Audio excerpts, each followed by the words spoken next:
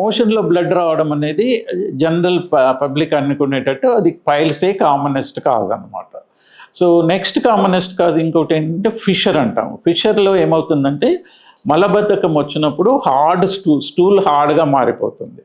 అప్పుడు మనము patient strain చేసినప్పుడు ఏమవుతుంది అంటే మలద్వారం దగ్గర ఉన్న చర్మం చిట్లిపోయి బ్లడ్ కారుతుంది. ఈ 2 కామనెస్ట్ కారణాలు.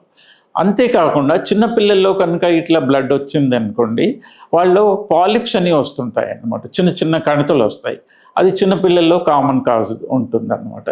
ఇదే కాకుండా పెద్ద పేగులో క్యాన్సర్ కనుక పై భాగంలోనే ఉంది అంటే మన పెద్ద పేగు చివరి భాగంలో వచ్చిందనుకోండి, అప్పుడు కూడా బ్లీడింగ్ వస్తుంటుంది.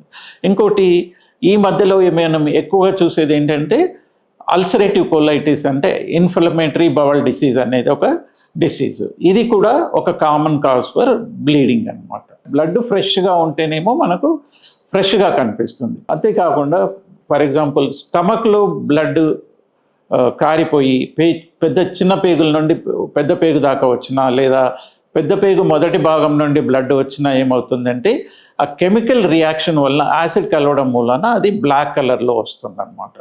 సో కాబట్టి బ్లాక్ కలర్లో వచ్చే మోషన్ కూడా equally dangerous. Sometimes it is more dangerous than A fresh bleed అన్నమాట. కాబట్టి బ్లాక్ కలర్ మోషన్ వస్తే మీరు ఐరన్ ట్యాబ్లెట్స్ కనుక వేసుకోకుండా ఓన్లీ బ్లాక్ కలర్ మోషన్ వచ్చిందనుకోండి, వెంటనే డాక్టర్ను సంప్రదించి దానికి తగిన కారణం తెలుసుకోవడానికి ప్రయత్నించాలి. ఎందుకంటే అది లైఫ్ థ్రెటనింగ్ ప్రాబ్లం కూడా కావచ్చు.